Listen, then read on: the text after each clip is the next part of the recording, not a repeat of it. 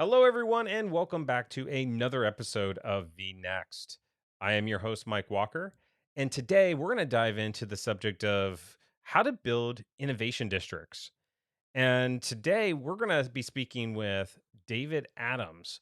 And David, he is a pioneer here. He has a wide variety of experience, whether it be in public or private sector, focusing on how to do this. And so he is the CEO of the Cincinnati Innovation District, along with being the chief innovation officer for the University of Cincinnati. So there's a lot of innovation that's swirling around him. And, he's been able to reach another really great milestone by getting essentially our governor of Ohio, Mike DeWine, getting $100 million grant to continue the build out of the Cincinnati Innovation District. Part of this is he's going to talk about how he's building a playbook for other cities all around the world that want to do similar things. David's building that right now. And so it's going to be super interesting to hear about his journey, both professionally and with the District, along with how to do all this. So, like with all of our episodes, you'll find all the show notes, links, extended information, all on vnextpod.com. That's vnextpod.com. And also, you're watching this, just go ahead, like this video, subscribe to the channel, click on the bell to get alerts and notifications of whenever there's a new episode. Because as you can see, we have tons of really, really great guests. So make sure you do that so you can stay up to date with all the latest and greatest. So with that, let's jump into it, guys. David, welcome to the podcast. Well, thank you, Mike. It's great to be here. Yeah, so you're a busy guy, and I know your time is extremely precious. You've got multiple hats on in the innovation world, from being a CEO and a chief innovation officer. But before we jump in, it'd be great to, in your own words, get an understanding of what your role is, and what are some of the things that you're up to these days. Yeah, so it's interesting. As Chief Innovation Officer at the University of Cincinnati, it's really quite simple. It's all about economic development and how do we connect this very powerful engine called the University of Cincinnati with 46,000 students, a little over $450 million a year in research, and nearly 7,000 faculty. How do we connect it with the community to really power the businesses that need our support? And it ranges from startups all the way to Fortune 500 companies. So it's a really great time to be in this space because every organization we talk to is having a series of disruptive forces at work, and they're trying to figure out how to digitally transform their businesses. And we're partnering with them to make that a reality. Nice. And, how does someone get a job like that? I mean, what was your journey like to get to this point? Because I'd be really Well, it's curious. I been mean, it sounds like a cool gig. Well, it is a really cool gig, and it's been an interesting journey. So I'm an engineer by degrees, but I'm a former software executive. I worked for a firm called i2 out of Dallas, Texas, and we were a little $4 million business when I joined, and then 7 years later, we grew into a little over $1 billion and became a NASDAQ 50 company in the process. So I went from being a software executive to getting a very strange phone call from a gentleman named Mitch Daniels, who said, "Hey, I was just elected governor, state of Indiana, and I'm looking to bring business people into state government." And I thought naturally that might lead into a software position or something like that. He goes, "No, I want you to turn around our pension system. It's taken up to 6 months to pay people. When we pay them, we don't pay them correctly. Can you make that happen?" So I found myself in a completely new situation and found the skills that I had learned in my career to be very applicable, and we got the system turned around.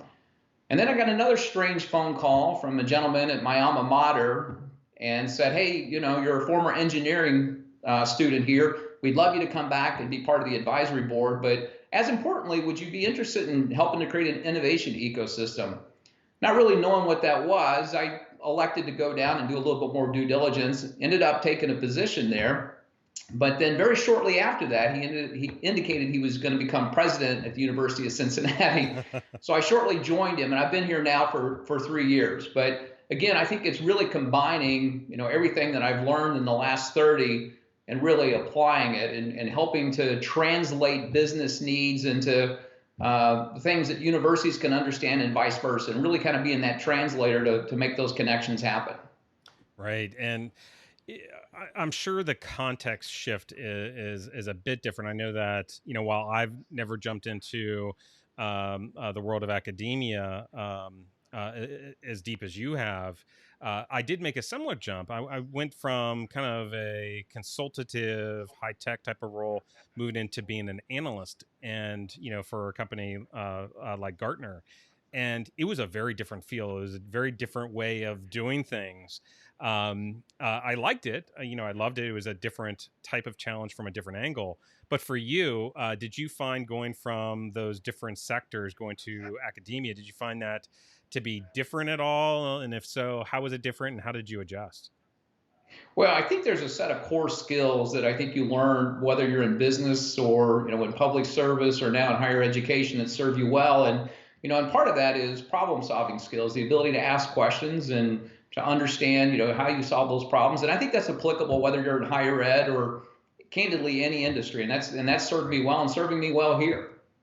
Yeah, and probably the most important skill outside of talking, which we're very well suited for, is the best skill though is listening. Is actually sitting back and hearing what people have to say and asking really thought provoking questions.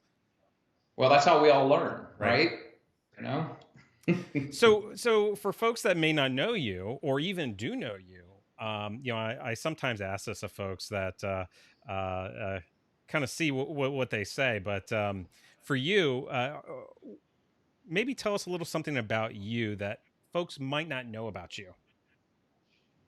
So I am an avid outdoorsman. I love adventure. You can probably gather that just based on some of the things we talked about relative to my career. But we have a wonderful national park system here in the United States, and so I try to get in and hike our national parks as much as I can. Everything from hiking Half Dome to Acadia National Park. I mean, there's so much great scenery. In fact, last week did some very epic hikes in the Rocky Mountain National Park, and I had my son along with me, and we actually did our first 14er, which I wasn't really familiar with that, but I have a good friend that lives in Denver, and we actually climbed Mount Sherman, which was a real thrill. And the weather was beautiful, and it was nice to be at 14,000 foot summit, looking around, and so yeah, very much enjoy that. Just enjoy nature and getting an opportunity to enjoy all the beauty that this country has for us.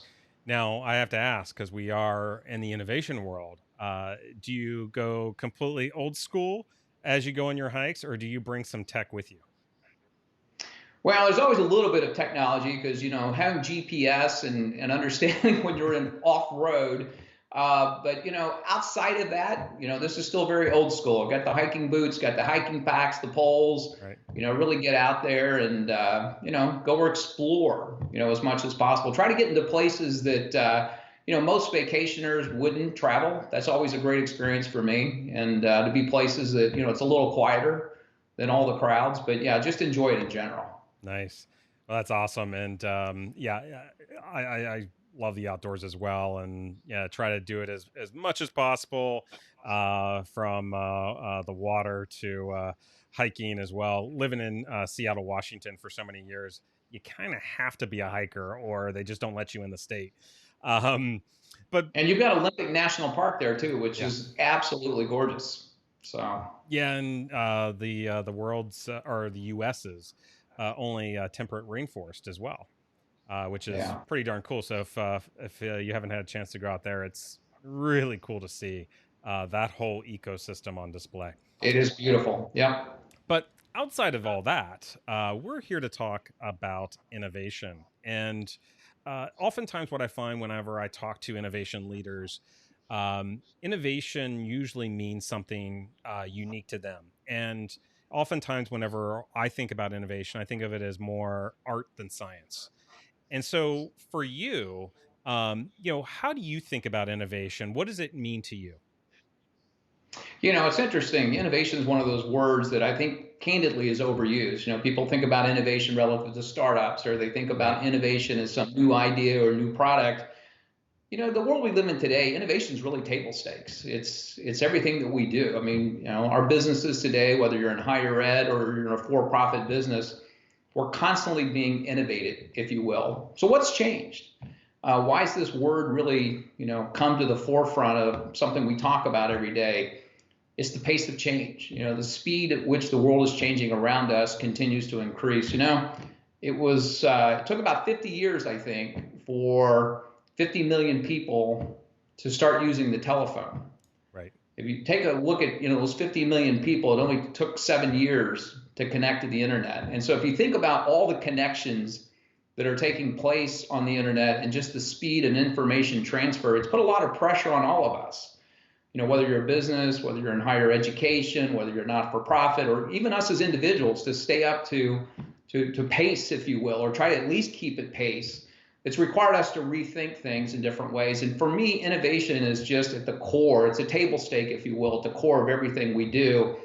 The real question is, how do we engage to help solve the problems that, our particular organizations are looking to solve? And that's where I think, innovation and these innovation districts become so important. These physical places where, people and organizations in close proximity can collide to help solve problems. And, how do we partner in new and unique ways? That's one of the powers, I think, of having a university connected in this ecosystem is, how do we take the strengths of both organizations and really use those to power and solve the kinds of problems that, someone might be facing at that point in time. So for me, that's what innovation is all about. And I think it's just how we do business today. I don't think it's something special or something novel or, necessarily creative or scientific. I think it just is. I mean, it's just what we have to deal with in the environment we're living in. Yeah, it is. I think if I hear you correctly, it is a force. It is, something that we have to deal with. We can choose to ignore it, but it's not going to stop innovation from happening, right? Well, it's not going to ignore us. It's not going to ignore us either. And oftentimes, I think it depends on kind of the angle in which you look at innovation. But I totally agree with you. I think those are major factors. And to take one of the things that you said to the next level, you'd mentioned just the sheer amount of change, the amount of innovation that's happening right now. I don't know if you would agree with this or not, but I kind of think about this in terms of kind of economic theory around economic long waves. And, every 50 or so years, we see next waves of innovation that essentially carry us forward for the next 50 years. And so, we saw, a big one in, the 40s with telecommunications. That was the birth of computers, along with mass transportation, with airplanes and interstates and rail and all that great stuff in a mass transit oriented way. And then before that, the turn of the 20th century, where we went from the farm to the factory, from the horse and buggy to the automobile, that really carried us forward for 50 or so years. Do you think that we're on the cusp of one of these types of major long waves now? Yeah, we absolutely are. We're in a transformative shift, and I'm not sure, we fully comprehend. It's one of these things I think 20 years from now we'll look back on and say, hey, we were in a transformative shift. If you think back just to the example you used, at one point we were an agricultural society, and then we kind of migrated to this manufacturing society. We're now in the knowledge economy. It's interesting in that physical capacity is no longer the constraint. It's human capital. That's the constraint that every organization is trying to figure out. How do I get access to more of that human capital to help me solve the problems? And the one key difference between, agriculture and human capital is it's really hard to move farmland, Right. right?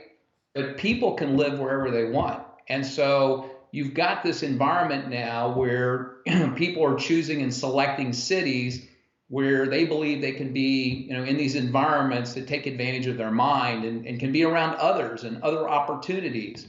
Clearly the most visible view of all that is Silicon Valley. But if you were to trace its roots, you would find that that was formed around Stanford University, in the late 40s, early 50s. So we're looking at an ecosystem that's been developed over 70 years and what a mature ecosystem looks like.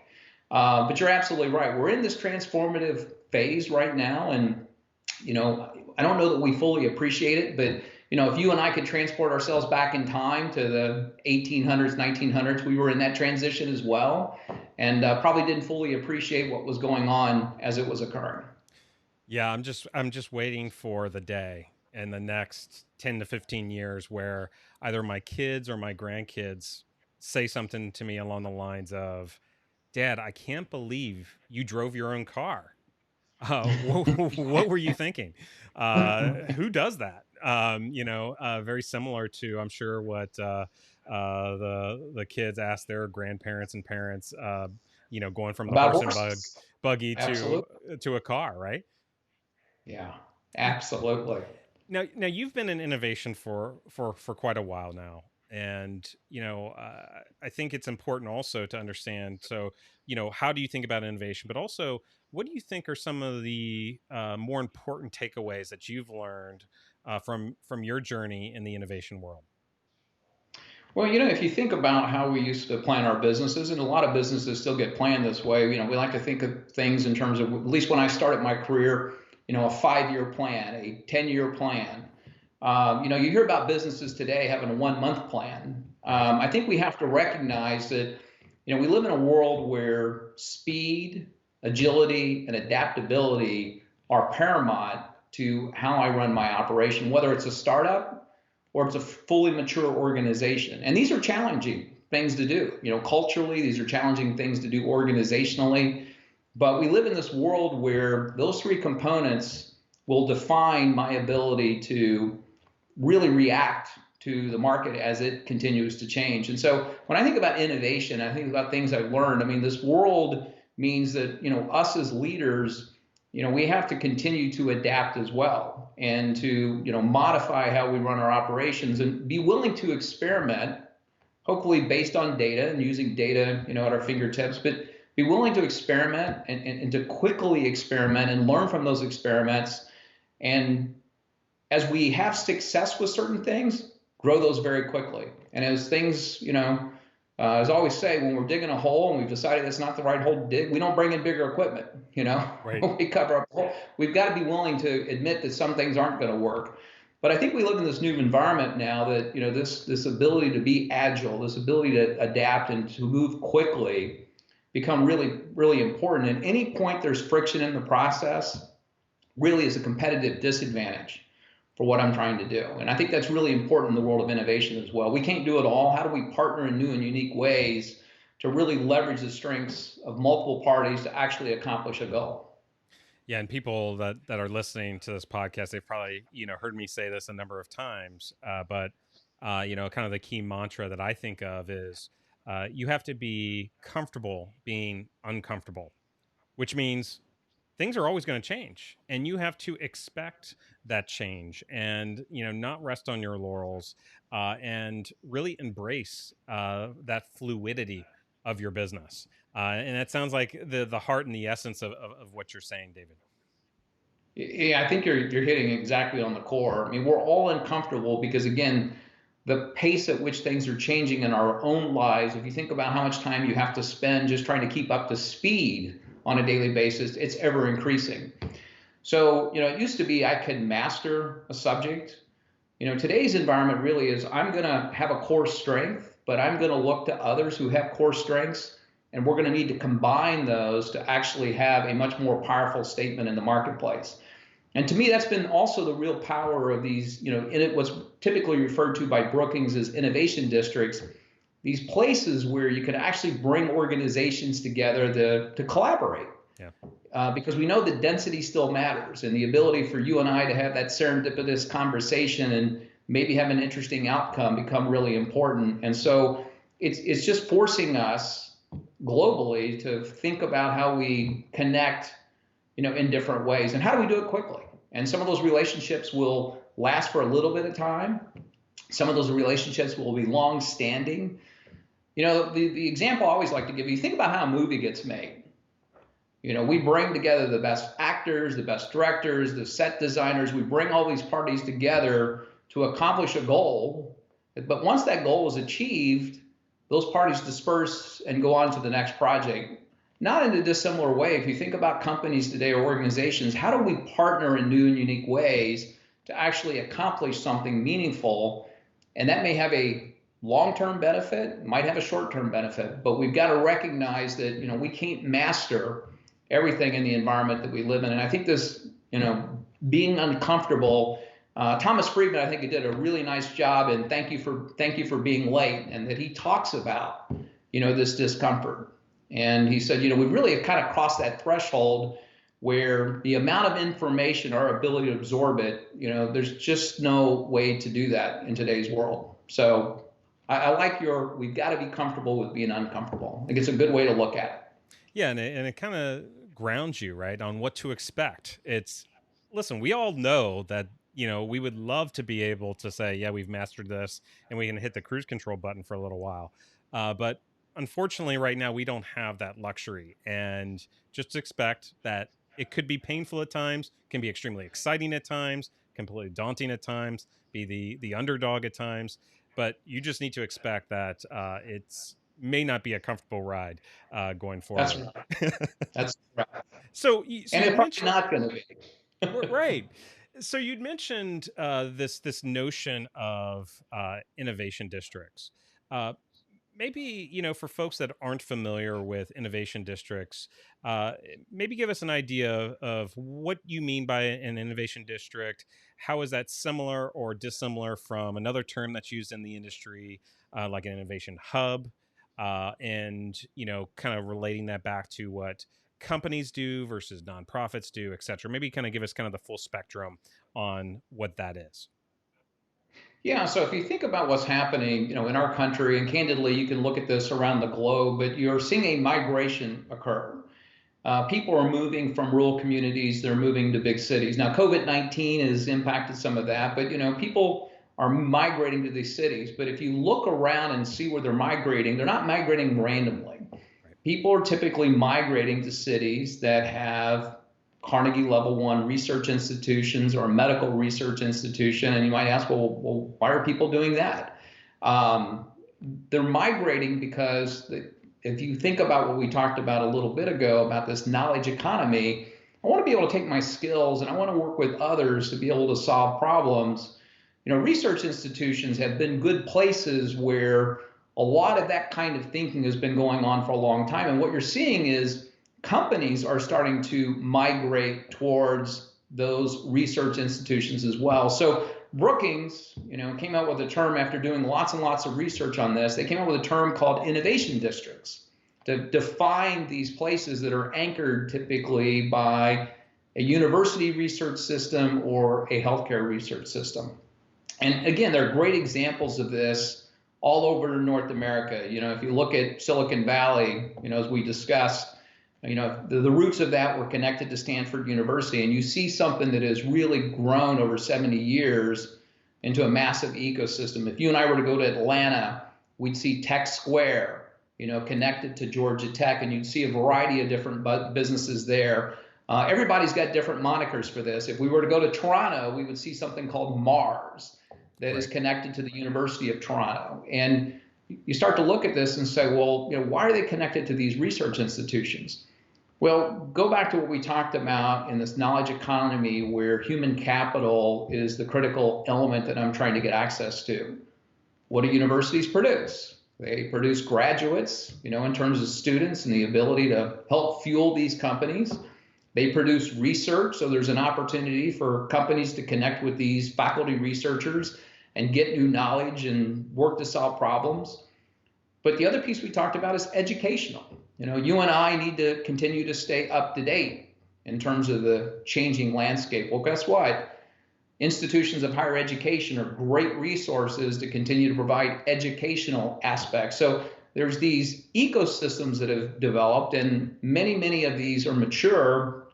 And cities like Cincinnati, we're working with the Cincinnati Innovation District to really build a model that can be replicated for the rest of us. Candidly, you're probably well aware, but there are certain cities like New York City and Boston and Silicon Valley that are growing disproportionately to other cities in the U.S. And candidly, is creating a lot of issues for us. You see some social unrest and things that are happening. It's not just some of the racial tension. There's tension relative to some of the inequalities that are occurring. Cities like Cincinnati, even though we're growing, we fundamentally believe with the Cincinnati Innovation District, which is, by the way, what we've named our innovation district, that we can be the model to help accelerate innovation for other cities. That as they're working to develop this, how do they start to attract companies? How do they start to grow talent, but as importantly, attract and retain that talent in their cities as well?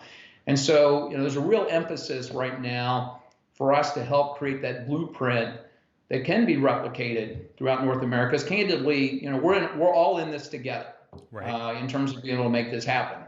But you got to be able to start somewhere, and most cities, including ourselves, don't have 70 years to get this figured out. Right, right.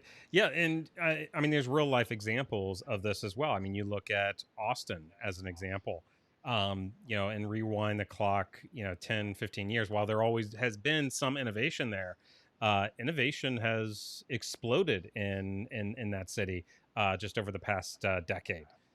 So you don't have to be in LA, San Francisco, and New York necessarily. You need to have, I think you're hitting on it, is these very deliberate innovation programs that have support and funding and the community support to go into it to be able to make innovation thrive in those particular cities. Am I getting that right? Well, yeah, and your point's a really good point. You think about innovation and being experimentation. As a city or a community, I could go experiment and try to figure this out. And, Austin's a great example, because if you went back 30 years ago, here's this little sleepy state capital, got this, University of Texas, but, not a whole lot going on there. You fast forward to today, I mean, it's a very vibrant ecosystem, and people are moving to Austin even if they don't have jobs, and it's got a lot of coolness associated with it. But there are highly interesting and innovative companies and things to do there that create an environment that, as an individual, it's a place I want to be. What we believe is that there can be a model for how to establish this platform to develop an innovation district. And we want to be not just a model for the state of Ohio, but we want to be a model that, other cities or other organizations are interested in what we're doing. Hey, come spend some time with us. Let us show you what the steps that we've taken to go implement this, because we believe this is replicable and can be done, in a relatively short period of time to help really accelerate, the growth of a particular community. We don't think it has to take 30 years. Right. And you had mentioned some of the thought leadership that you guys have been putting into this. Is it your intention to essentially create somewhat of a playbook for how to boot up one of these innovation districts? Absolutely. And that's our focus, is how do we do that? Because again, if Cincinnati wins and everybody else loses, this doesn't make a whole lot of sense. So we clearly want to be, as our Lieutenant Governor Houston would say, the most innovative state in the Midwest. But we want to be able to use this playbook to share with others and be an example, because again, we're all in this together. We've got to help the businesses that want to digitally transform be able to transform, but we also have to help individuals who want to get the skills in this digital transformation get those skills. And we believe we are building a model here that other cities, other companies can leverage to help strengthen their communities as well.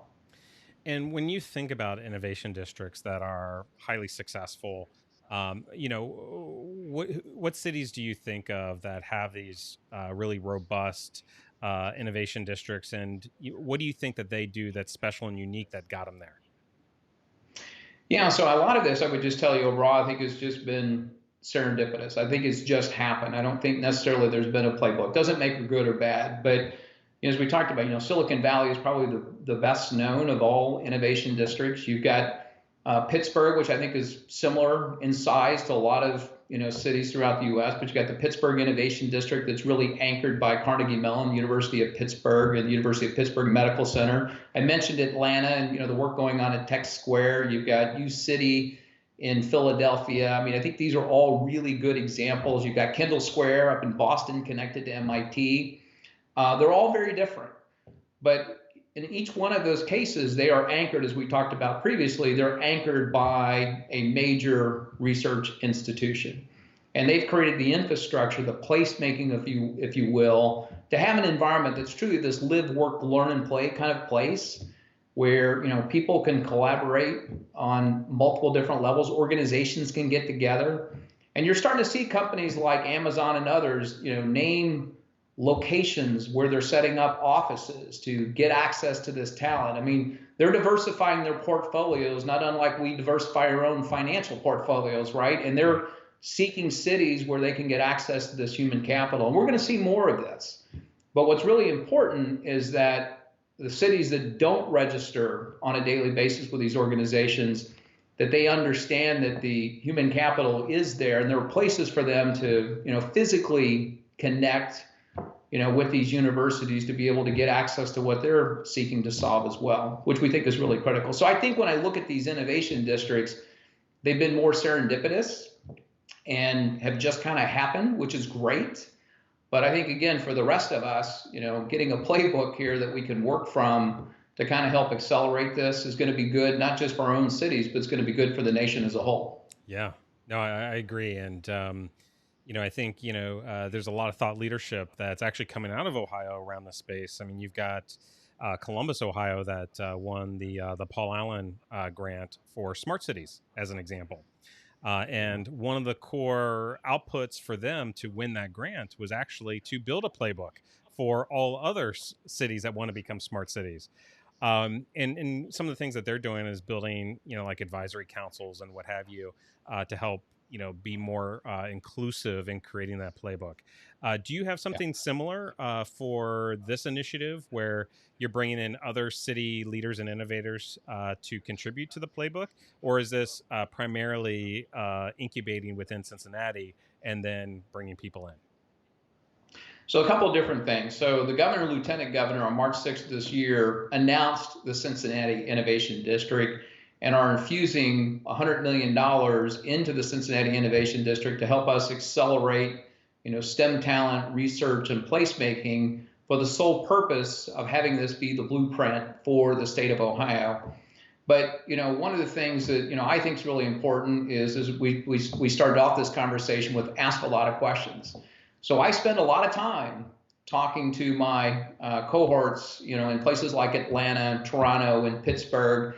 Candidly, I've traveled the world as well to go talk to some international innovation districts in Australia and others to try to understand how they look at the models and what's different and what can we learn from those models to help accelerate our efforts. So I'd like to believe we're working really hard to make the right connections, to get those inputs, to not make the same mistakes and to learn. At the same time as we're learning things, we're sharing those with other organizations as well, other cities, because again, we're all in this together. And so anything we can do to learn from one another and help accelerate this is just going to benefit us overall. Right. Yeah. I mean, that's just a testament to the commitment of the leadership here in Ohio. Putting down that level of commitment is nothing to bat an eye at. And it's really great to hear you say not only U.S. cities, but there are so many other cities around the globe that are doing amazing things. Whether it be London or Tel Aviv, there's a lot happening in Israel right now that's just phenomenal. To Tokyo and all sorts of different places that you probably already know and have already visited. But it's good to see that global perspective, because going back to a comment that you made earlier about why are these innovation districts centered around these academic research, uh, essentially a gravitational pull. I think a lot of it has to do with diversity of idea. You've got a lot of younger people that are being exposed to new and interesting technologies, but also they've got different ways of thinking about things. You and I that have been in industry for a while, we've got a particular mindset. We look at things from a historical perspective, which is great in a lot of ways, but also can introduce a little bit of baggage as well. And it's always good to have kind of that influx of that diversity of thought, of that it's looking at it from a fresh, new perspective. And I think that's another key reason, looking at especially emerging markets. I mean, being able to go to South Africa and see, well, okay, we solve this problem here because we've got these existing constraints. They don't have any of those constraints. What do they do to solve that problem? And it's amazing the insight that you can glean from getting those additional perspectives. Well, I think it's a really good point. I mean, if you think about, whether it's medicine or, if it was engineering only, the problems that we all deal with today are very multidisciplinary in nature. And so, again, to your point, one of the advantages of coming to the University of Cincinnati is I've got 46,000 students over 14 different colleges. They can bring a lot of fresh perspectives. And, we do these hackathons for businesses as a way for companies to get exposure to students and students to get exposure to companies. And what's interesting is that these are open to students from across campus. And so we'll have a computer science student, working right alongside a psychology student, a sociology student. And if you think about the experiences those students are getting, because the world they're going into is going to be a multidimensional world. It's not going to be working just with, computer scientists or, somebody who's a pharmacist. It's going to be working across these disciplines. But the interesting thing is you're getting what I call naive innovation. You're getting somebody who doesn't have the paradigms or doesn't, hasn't broken and put, boundaries in terms of what the solution is. And we've heard time and time again from companies, boy, we are just blown away with what the students. In fact, Tim Brown, who is the CEO and founder of Allbirds, is a graduate of the University of Cincinnati. They're headquartered out in Silicon Valley, and he brought his leadership team in to do a design hackathon with our students, and literally his leadership team said, hey, we were just blown away with the ideas that over a weekend, the students could come up with in terms of new designs, new sustainable designs relative to shoes and how you can, do this from an efficient standpoint. These are really smart individuals that can bring a ton of energy and ideas to the problems. And so you're absolutely right. I think it's one of the powers of having these innovation districts is you get just conversations that just couldn't happen any other way. Now, speaking of which, so combined with everything else that's going on in our lives, we're in the midst of a global pandemic. And, everything that you and I have been saying, we've been talking about human connection. And now we're in a world where we've got to limit the distances of our connections. I guess, topically here today, how are we, or how are you and your team dealing with, social distancing and, just the effects of this more touchless world going into innovation? How has that affected you guys? And what are some of the things you're doing to not avoid it, maybe mitigate the impacts of it? Well, necessity is the mother of all invention, right? And so we've grown up in a world where, our physical connections and being in this dense environment is critically important. And so, as a result of COVID, where we're not allowed to, physically connect, we're absolutely leveraging the digital technology to help support it. And so I'll give you some really pragmatic example. Our partners have said, look, one of the really important things for us is we want to be able to collaborate with one another. Why don't we use some of the tools that are there? So we actually use Microsoft Teams, and we've created specific rooms for each of the partners so that they can collaborate amongst themselves. But where the real power is, they're collaborating across the Teams environment to actually solve problems. And they're doing this all virtually.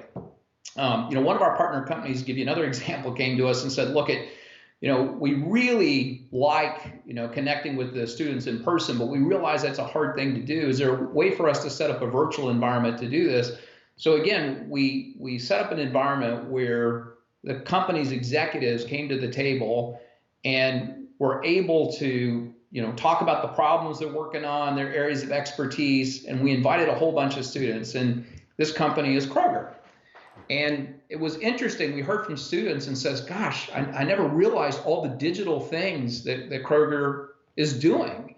And if you listen to Rodney McMullen, the CEO of Kroger, he says, we're no longer a retail company happens to be in digital. We're a digital company happens to be in retail. Right. Well, here's the really cool part. The Kroger executives were blown away with not just the quantity of students, but the quality of students that participated. But here's the really, really cool part. Students now are wanting to be part of Kroger. They're experiencing Kroger in a different way because of these digital technologies. We're getting ready this coming weekend to have a virtual hackathon. And I met with the company yesterday. They have 85 just now, 85 students from across a variety of different universities in the US participating in this inaugural virtual hackathon that we're just going to Wow. experiment with and see how this works. So we're using this as an opportunity to innovate and learn with our partners.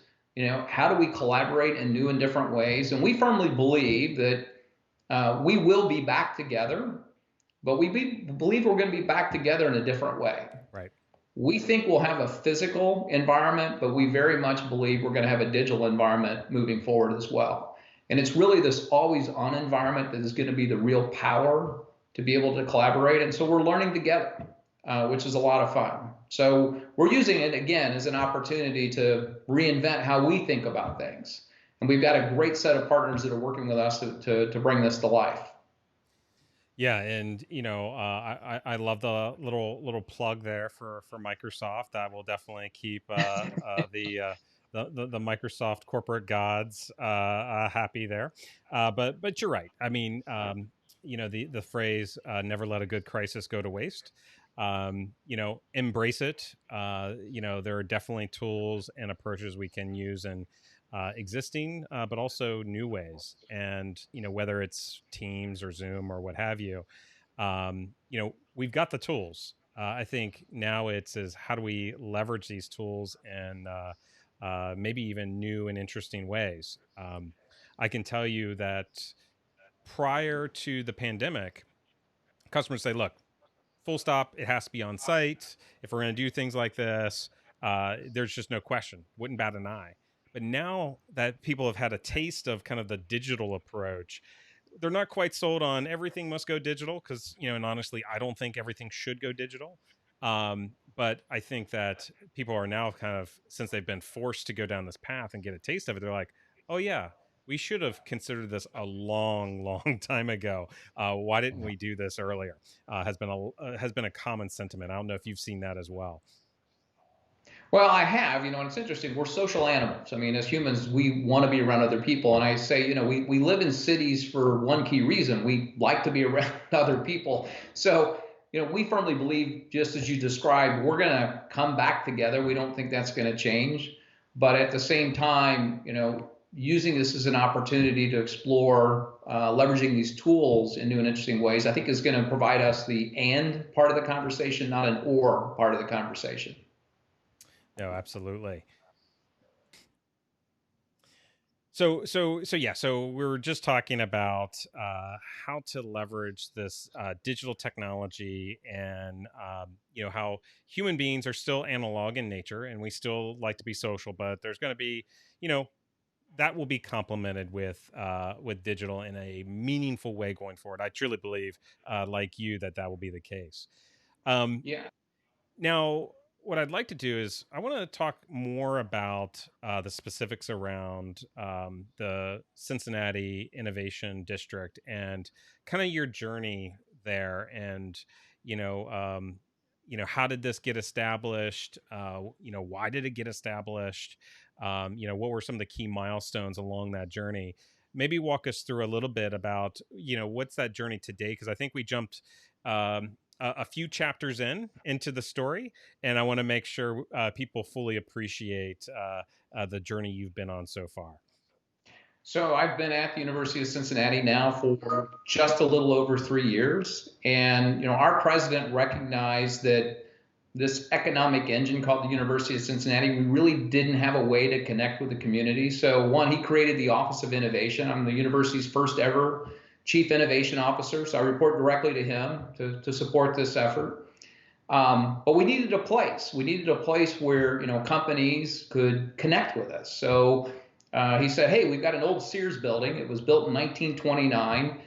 Which, if you know anything about the history of Sears, it's a highly innovative story as well. Sears was the Amazon of their day. Right. I remember as a kid growing up with the Sears catalog, and that's how it occurred. But what Sears recognized is people were starting to move away from rural communities and move more to a mass retail. They needed to have a model. So they built, depending on what numbers you read, somewhere between 300 and 500 of these retail stores throughout North America, and we happen to be, housed in one of those stores. And so we reconverted this building to be a place where businesses of all shapes and sizes could actually co-locate with us to connect with the university, but also could connect with one another. As we were putting this building together, we thought, now we've got to name this building, and came up with all kinds of creative names, and we settled on 1819. And your listeners may be saying, well, what's the significance? 1819 is the year the University of Cincinnati was founded, and we think that was probably a pretty innovative year, because if you and I could transpose ourselves back to 1819, we would find a little community of Cincinnati that was less than 50 years removed from the Civil War. I mean, from the Revolutionary War, what I'm talking about, the Revolutionary War. Right. It's a little community, and these folks coming together to open up a medical college probably raised more than a few eyebrows. So we thought, boy, this is a highly innovative moment, 1819, a Sears building. And so that's how the journey started. And what we quickly found out is that as we were talking to companies, we were doing something different that they told us most universities don't do. And it was something pretty simple. We asked, what's your problem? In fact, Rodney McMullen, the CEO of Kroger, said, hey, you're the first university ever to ask us about our problems. Most people want to tell us what they do. And so we really took it as an opportunity to work to understand needs, and then how do we align the resources of the university to help support that. So that's how we started the journey. I'm happy to report that, 3 years into this, we're at capacity at 1819. So we recognize this was the first phase. So in 2018, we launched, or 2020, I should say, I'm trying to get my dates here. We launched the Digital Futures Complex, which is another 400,000 square feet of space coming out of the ground, and that's scheduled to be completed in mid-22. And so we're very excited about that as well, because that's going to be an opportunity for our faculty researchers to come across campus, multidisciplinary researchers, to work on problems in the digital world that industry will actually occupy in that building as well, to co-locate and work to solve those problems. So you can see there's a theme here about this density and getting people who don't naturally work together to come together to solve problems. From there, we were approached by the economic development arm of the state, Jobs Ohio, and started conversations with them and the governor and lieutenant governor about this place called the Cincinnati Innovation District. And so in March of this year, we launched the Cincinnati Innovation District with an infusion of $100 million, again, to help us accelerate the STEM talent coming out of the university, the research, and help create jobs, and have serious economic impact. But what's been interesting in this journey, beyond just asking companies about their problems, is we've learned a lot. We've learned that there are friction points, as I call them, inside the university that needed to be resolved. So as an example, one of the things company told us is that your IP policies don't really support how we think about, this as a company. Us writing you checks and you keeping the IP is not how we like to think about things. So we've completely overhauled our IP policies. Companies now can actually own their own IP with the university, which again is highly unusual as a public institution. In fact, the lieutenant governor has taken this concept, this product that we developed at the University of Cincinnati, and created what he calls Ohio's IP promise, and has rolled it out to all the public universities in the state of Ohio. So we've looked for where those friction points exist. If you go back to my speed comment, and we're working to get that out of the system, to better align what we're doing with the needs of our partners. And we're finding great success in making that happen. And again, this is why we also believe this can be a blueprint that can be replicated in other communities as well.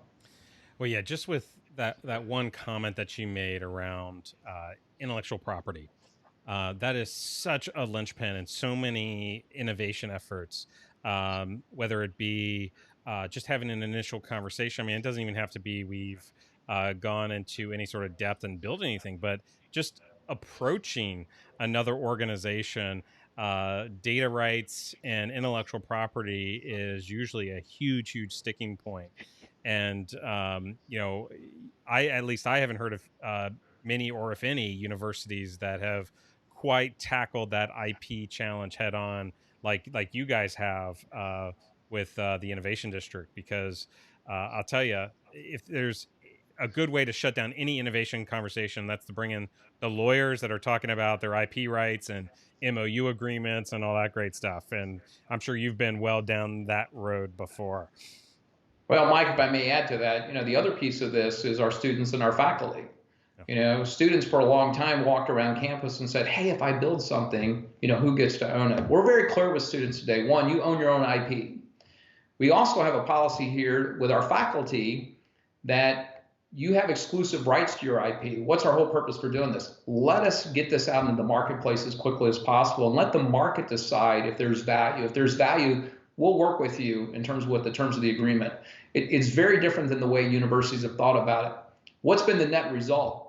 I mean, we've increased the number of startups coming out of the university by over 1,000% just in the last 2 years, because now faculty get excited about being able to take their research and work with the community to commercialize the research. Some of these things are going to work out, some of them won't. But again, we're trying to get things into the marketplace as quickly as possible. And it's just one more example of where we're being innovative, if you will, to increase speed, agility, and adaptability to help solve a problem. Yeah, and I heard you talk about some of the big companies that you have participating in the Innovation District, like Kroger, Fifth Third Bank, Cincinnati Financial Corporation, P&G. I mean, all these companies are either regional, national, or in P&G's case, global. You got such a good footprint of kind of mainstream organizations.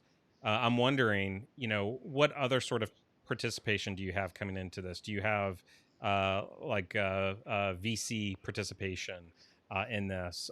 Do you have other, whether it be local or Ohio or national based universities plugging into this as well?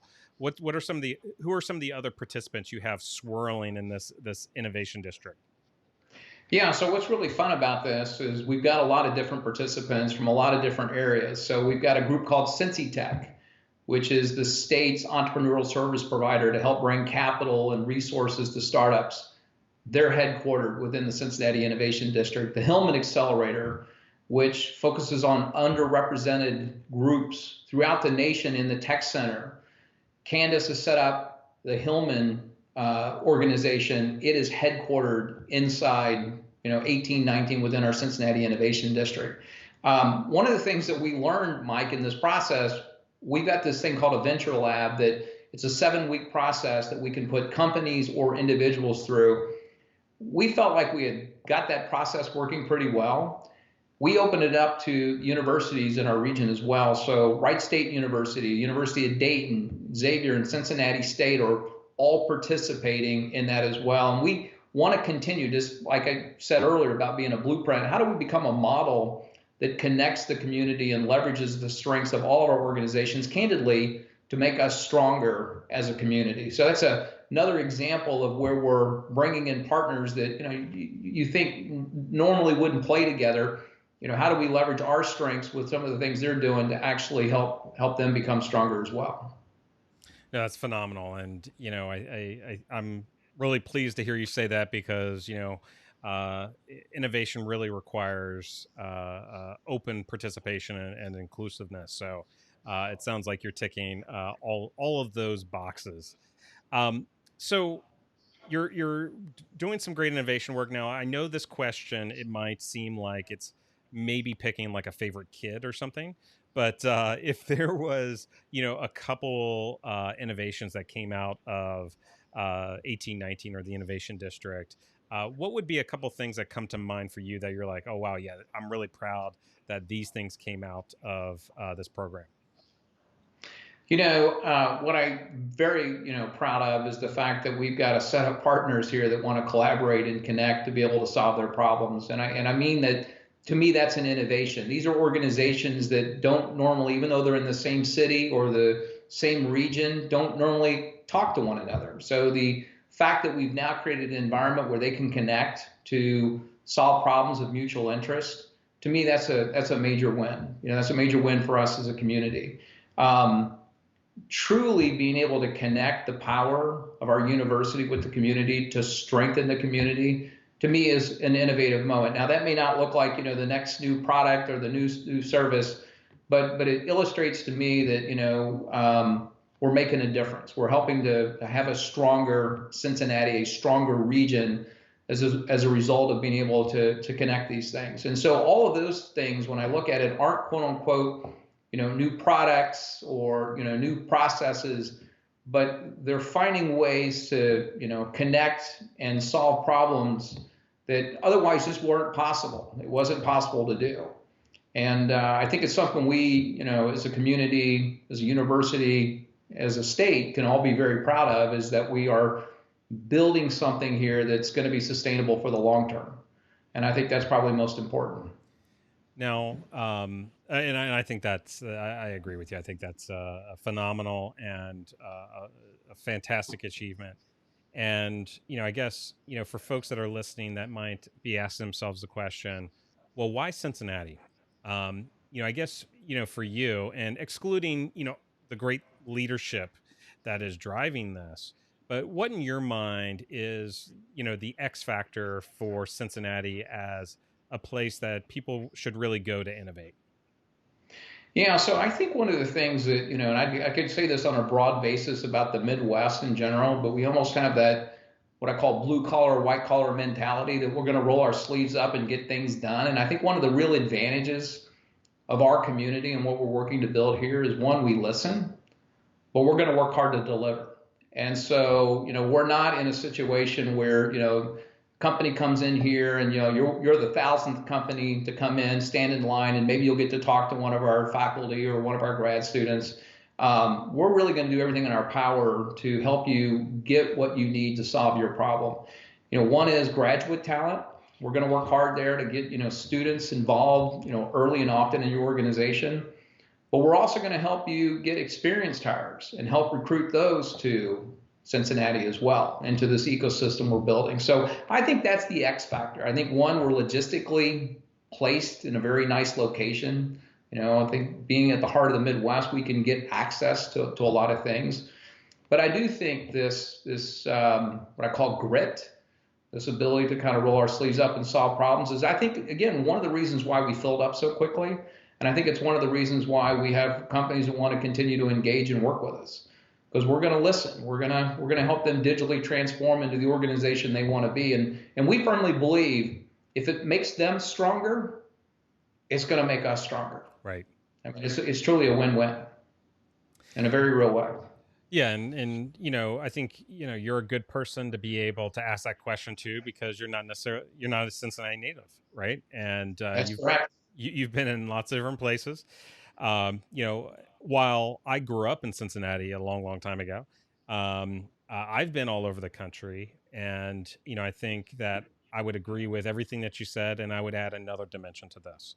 And I'd mentioned this on another episode with the president of Ohio X, which is doing similar but different things than what you guys are doing. And really, what I said to him was, for me personally, um, you have to think about, there is your professional life, and then there's your personal life, your family activity, etc.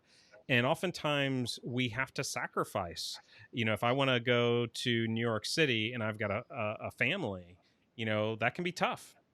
Or if I want to move to LA or Seattle or Portland, I've got a significant cost of living difference. Coming to the Midwest, you don't have that level of burden, and you have the access to equivalent innovation resources. That's a win-win scenario, where I can have a happy family, and have a good quality of life, while also having a really good quality of life from a professional perspective as well. It's kind of the perfect combo. And I think, Go ahead, please. no, I think, to cap that off, I think kind of the perfect kind of storm that has happened to really prove that out has been the situation that we're in right now with the pandemic. I think it has really forced people to think, do I really need to reside in Boston or Austin or New York or wherever? Can I live in a smaller city like Cincinnati, still having access to those great resources in urban environments, but not quite as a huge price tag as if I went to kind of a bigger city? That's kind of how I've been thinking about this. Do you think about this in a similar way, different way? Well, there's a couple of things you said. So one, we're very humble here in the Midwest, and we don't like to tell our story. I mean, I think it's one of the challenges we're working to overcome. I think we're Hmm. gonna be a lot more noisy about what we're doing. But you're absolutely right about Cincinnati. I mean, when you look at the art scene inside Cincinnati, and be it ballet or theater or opera, what I mean, this city has so many things going for it. So I mean, one, it is just a cool place. Whether you're a young person or you're an older person, there's something for everyone. And so that makes this a really desirable place from just a lifestyle, where I want to be. And I think the whole cost of living, I think all those elements play into this. But it's like anything else, Mike. I got to see it. If I'm going to come to your community and I'm going to live there, I got to see what the opportunities. And it's interesting. When I graduated from engineering college, and I won't date when that was, but when I graduated with my master's degree, I was told pick that first job very carefully. Because you need to be there 7 to 10 years. Because job switching is not a good thing. When I tell my 24-year-old daughter that story, she laughs. Yep. And all the experts will tell you that, a college graduate today can expect to have between 12 to 20 jobs over a 30-year career and 5 to 10 different careers. So when an individual is looking at a city, they've got to see the opportunities. And the advantage that an innovation district like the Cincinnati Innovation District provides is an opportunity to see that, oh my gosh, there's a lot of really, really cool stuff going on. It's been interesting, even in the short life of 1819, we had a co-op student, working for one of our companies that are there. She's in her senior year. She's getting ready to graduate. She had already accepted an offer out of state, but as a result of her working with this company, she rescinded the offer and went to work for this company. I mean, it's the power of experience in the organization and seeing that there are other really interesting opportunities going on that, to me, as much as we talk about the virtual world, our ability to physically still see, smell, and touch things, become critically important. And I think that's the real power and also the real opportunity, for us as a community. And also, again, to be an example that other communities can work to replicate as well.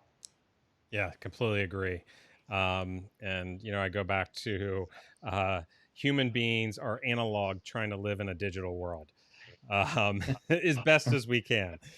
Um, so, people that might be listening might be thinking, well, wow, this is great stuff. How do I participate? And, we talked about a variety of different things. We talked about a playbook. We talked about the actual innovation district itself. How do people get plugged into this? Can they get plugged into this? Well, they absolutely can, and it's really simple. We've got a website out there called Cincy ID, so CINCYID.com, and it's got a contact page. Or candidly, for any of your listeners, they can reach me directly. The easiest way to do that is my email. It's davidj.adams@uc.edu, and I'd welcome opportunity to have a conversation with whomever we might be able to help, whether that's being a part of what we're doing or working to help another community achieve what we're working to achieve. You were very brave, my friend, with the here is the email.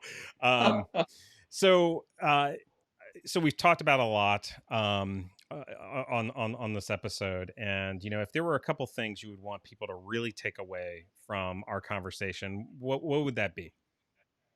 Well, I think one is, we're all in this together. I think it's really important that this discomfort we all feel on a daily basis, we're all in this together, and there are solutions like what we have at the Cincinnati Innovation District to be able to help solve those problems. So for organizations or people inside those organizations that are looking for opportunity, we're an example and could be a partner to help do that.